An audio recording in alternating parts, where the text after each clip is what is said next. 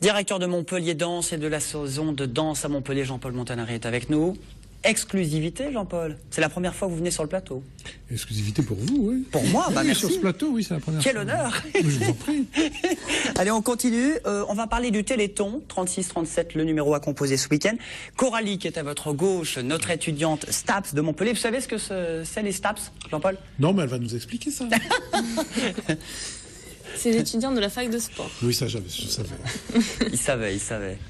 36-37, numéro à composer, mobilisation générale partout dans la région, et notamment à Montpellier. Bah, les étudiants se mobilisent. On parlera d'un événement aussi à Lunel avec Ghislain. Ça va, Ghislain? Oui, ça va très bien. Tout va bien pour vous? Moi, toujours la forme. Bon, bel événement. On va danser, et justement, on parlera de danse, mais cette fois de la Zumba. Mais là, d'abord, Téléthon à Montpellier, ce sera vendredi. Avis Oui. à tous les étudiants? À tous les étudiants de Montpellier. Alors déjà, ce soir, c'est laser game. Hein, Oui. vous mettez déjà dans l'ambiance pour la bonne cause. Exactement. Ce sera un laser game au rond-point du Grand M. Et donc vendredi, l'après-midi dans Montpellier est prévu donc une course d'orientation en ville. Nous, on sera postés au village Téléthon. Et le soir, un tournoi de basket. Les meilleurs déguisements seront récompensés. Où ça, ce tournoi de basket? Alors c'est à Véracy, au Palais des Sports universitaires, à la fac de sport. Rue du Pic Saint-Loup, par là-bas. Voilà. Hein. Donc tous les UM1 sont les bienvenus, même tous les étudiants. Exactement. S'il pouvait y avoir tous les étudiants, les 60 000 étudiants, ce serait pas mal. Ça serait même super. Ils sont attendus aussi. Comment? Les non-étudiants aussi. Oui, c'est ouvert. C'est-à-dire, à est-ce tout que le monde. Ghislain peut s'incruster? Il va venir. Oui, il peut. C'est ouvert à tout le monde. Vous avez beaucoup d'étudiants, Jean-Paul Montanari, tout au long de la saison et au Festival Montpellier Danse. Sans doute moins qu'Ariana, mais il y a du monde, oui, bien sûr, mais il y a toutes les classes d'âge sont représentées. Il y a vous savez, Montpellier aussi, on parle toujours des études de Montpellier, c'est très bien, les 60 000 étudiants de Montpellier filent une pêche à cette ville tout à fait extraordinaire, mais n'oubliez pas non plus que c'est une ville où il y a beaucoup de retraités. Beaucoup de retraités. Bon, et c'est les retraités qui ne vont pas sur la Provençale Côte d'Azur parce que c'est trop cher et qui viennent plutôt au Languedoc-Roussillon. Donc souvent les retraités de l'enseignement. Et qui, dans leur ville où ils étaient avant, allaient voir les compagnies de danse, etc. Et viennent à Montpellier et choisissent Montpellier aussi pour des raisons culturelles. Parce qu'il y a de l'opéra, parce qu'il y a du théâtre, parce qu'il y a du sport, etc., etc.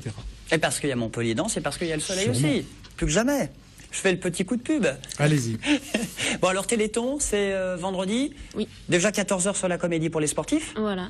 Et ensuite, le soir, tournoi de basket à partir de 20h au Palais des Sports universitaires. Alors, participation, tout est reversé au Téléthon. Exactement.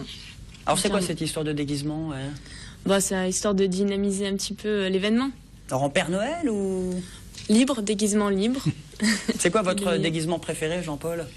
La nudité absolue, peut-être, non? Ah, bah écoutez, Mais c'est pas le difficile cas, dans les mais temps qui courent. C'est à vous de voir avec 15 degrés à la météo. C'est Voilà, à vous de c'est voir. Vous êtes responsable. La boîte de nuit, la semaine prochaine, Cotillon Staps, le 12 Le à l'Aubarat mercredi 12. Montpellier, Oui, ouais. exactement. Alors, c'est quoi? Soirée en boîte avant ou après les partiels? Avant et après. Avant?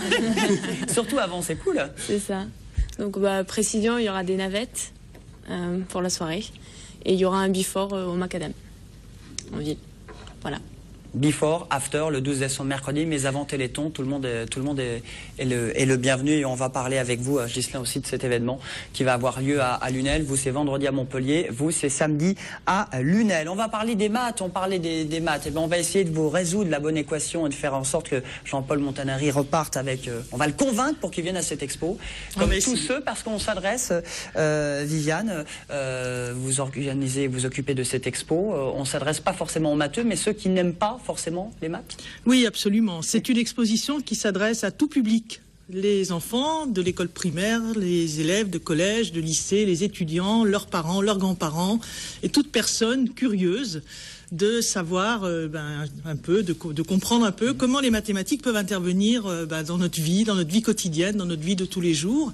Donc l'exposition, c'est une exposition internationale qui a été faite sous l'égide de l'UNESCO et qui circule dans le monde entier. Elle a déjà visité plus de 50 pays. Réalisé par le Centre des sciences d'Orléans. Voilà, réalisé par le Centre des sciences d'Orléans, l'Université de Tokai au Japon et l'Université de Manille aussi aux Philippines. Et cette exposition, donc, elle est interactive. Il y a énormément d'objets pour manipuler, de problèmes à résoudre. On essaye de donner une vision concrète des mathématiques. Par exemple, on représente des calculs, des formules de calcul avec des constructions géométriques dans le plan, dans l'espace. Il y a les mathématiques des bulles de savon, par exemple, qui sont tout à fait intéressantes. On voit comment la nature choisit toujours d'économiser les formes qu'elle choisit de faire quand on plonge des solides dans des bulles de savon. Mais on est loin quand même des applications affines, des équations, du 3,14, du pi, etc. On n'est pas du tout loin. Du cosinus. On n'est pas du tout loin. On a le théorème de Pythagore sous forme solide, par exemple. Vous vous rappelez du théorème de Pythagore, Coralie? Non, hein, c'est fini. Si. Voilà. L'emblématique théorème de Pythagore que l'on représente avec du sable qui tourne dans une figure. Il y a un des ateliers qui correspond à des courbes. Qu'est-ce qui permet d'avoir des courbes douces pour la conduite? Et ça, c'est des choses qui sont extrêmement liées, alors pour le coup, aux équations et bien au-delà des équations affines. Hein. Bien au contraire, en fait, ce qu'on essaie de montrer dans l'exposition, c'est que des questions très simples ou des questions technologiques du quotidien sont liées à des mathématiques très avancées. Et en fait, il y a un va-et-vient. Les mathématiques, le quotidien pose des problèmes aux mathématiques. Les mathématiques font des modèles, travaillent dans ces modèles, proposent des solutions, anticipent, retournent vers le quotidien. Donc ça, c'est l'aspect place des mathématiques dans la vie. Les mathématiques sont partout. Elles sont souvent invisibles. Hein. On parlait d'invisibles tout à l'heure. Les mathématiques sont souvent invisibles, mais elles sont partout. Et beaucoup de choses que nous utilisons quotidiennement n'existeraient pas s'il n'y avait pas des développements mathématiques importants. Et puis, d'autre part, elles sont accessibles. Alors ça, c'est ce qu'on montre avec beaucoup de situations, d'objets interactifs, de jeux, d'énigmes. Et on invite les visiteurs de tous âges et de tout. Donc les jeunes, les retraités sont les bienvenus. Hein, absolument. Les jeunes, les retraités sont les bienvenus. D'ailleurs, pendant les 5 semaines où l'exposition était à la médiathèque Zola, on a vu... Ça a très bien marché. Ça a très bien marché. On a accueilli près de 40 classes. Enfin, la médiathèque a accueilli près de 40 classes, primaires, secondaires confondues, et puis des familles, des parents, des enfants qui viennent avec leur classe, qui reviennent avec leurs parents. Un public. On fait bien de venir avec les classes, Viviane, mais c'est une démarche personnelle aussi de dire allez voir cette expo, parce qu'on vient en classe un peu forcé entre guillemets, mais là vous adressez vraiment à tout le monde. Oui, donc là on s'adresse à tout le monde. Donc là l'installation, on a effectivement déménagé aujourd'hui, on a fait le transfert de l'exposition. C'est vous qui conduisiez le camion, Viviane? Non, c'était pas moi, c'était Nicolas Sabi, qui est le directeur de l'IREM, qui avait eu le courage de conduire le camion, mais il était bien rempli, il faut dire. Voilà, donc c'est une équipe qui a permis que cette exposition vienne. Donc se sont mobilisés le département de mathématiques, le laboratoire de mathématiques et puis l'IREM, l'Institut de recherche sur l'enseignement des mathématiques, qui sont les 3 entités qui travaillent régulièrement à la diffusion et à la valorisation des mathématiques. Mais disons que là, on a un événement d'une ampleur beaucoup plus importante. D'abord, c'est très rare que l'exposition vienne en France, c'est très rare. Et puis là, on aura accueilli... Et 2 fois de suite à Montpellier aussi. Oui, alors en plus... Parce que là, c'est à la fac. Là, c'est à la fac, donc avec ce 2e lieu à la fac, donc on va continuer à accueillir des classes. On a à peu près 40 classes qui sont inscrites. On espère continuer à accueillir du public. Donc j'en profite pour dire que la bibliothèque universitaire de l'Université Montpellier 2, elle est ouverte au public. Donc l'exposition sera ouverte au public de 8h30 à 18h30 du lundi au vendredi. Et nous accueillerons également des classes. Et pour cet accueil, les mathématiciens se sont mobilisés. Il y a toujours 1 à 2 mathématiciens ou mathématiciennes sur le site de l'exposition pour répondre aux questions du public, des élèves, de leurs professeurs, pour partager avec le public les découvertes. Et ça, c'est du 6 au 20 décembre et c'est gratuit à l'UM2, à la bibliothèque universitaire. Est-ce que Jean-Paul Montanari est convaincu? Tout à fait. Très bien. La mathématique, essentielle. Non, sans rire, essentiel. Vous savez bien la conséquence, je ne pourrais pas vous l'expliquer très bien, mais le rapport que les mathématiques entretiennent avec la musique et donc d'une certaine manière avec la danse. Dans la danse contemporaine, par exemple, on compte beaucoup. Et il y a des contes très compliqués. Par exemple, une chorégraphe américaine très célèbre qui s'appelle Lucinda Child. Ces contes sont très connus. Il faut que les danseurs apprennent à compter. Enfin, font des pas en boucle comme ça jusqu'à 60. Et puis après, ils doivent revenir à 0, etc. Donc il y a toute une mémorisation des chiffres qui permettent de comprendre la danse et de l'exécuter. Donc il y a entre la danse, la musique et les mathématiques un lien poétique évident. Et ça peut intéresser justement ceux qui vont à Montpellier Danse à venir à effectivement ce rendez-vous gratuit du 6 au 20 décembre au Triolet à Montpellier. À l'UM2, on enchaîne avec la chronique Garmochen.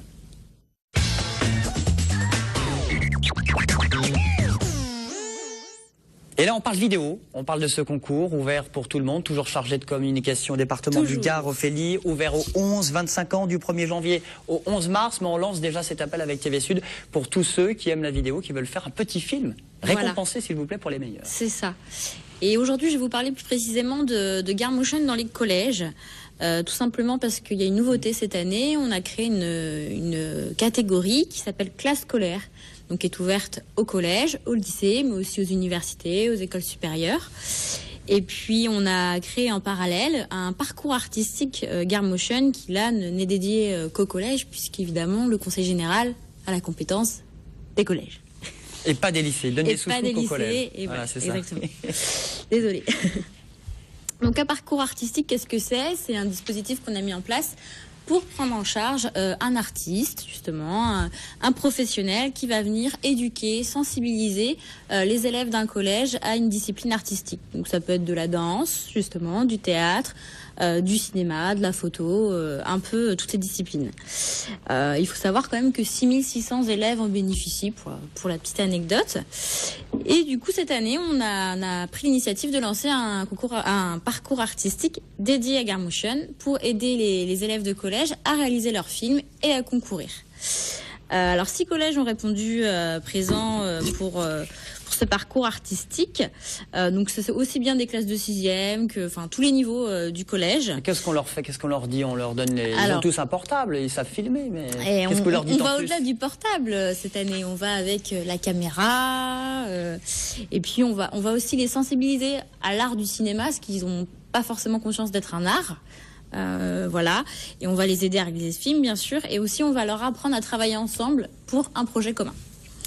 Donc j'ai rencontré 2 intervenants qui vont dans les classes de collège, Thierry Bourdi qui est réalisateur de films documentaires, et puis Aurélie Aura qui est photographe et également réalisatrice de fiction. Et ce qu'ils aiment, c'est l'interaction avec les élèves, la création des élèves qui, eux, ne se mettent pas de limites, contrairement aux adultes, pour créer. Et vraiment, ils sont là pour les aider à faire émerger des idées nouvelles et pas des reproductions de ce qu'ils ont déjà vu ailleurs. On regarde un petit teaser? On regarde justement des idées pour ceux qui n'en ont pas encore. Quand on fait un film, il faut une bonne idée. Alors, c'est un Jedi, défenseur de la galaxie avec son sabre. Ouais, ou sinon un médecin. Tu vois des filles toute la journée, Ouais. pas forcément habillées. Tu pourrais même faire une patiente, pourquoi pas?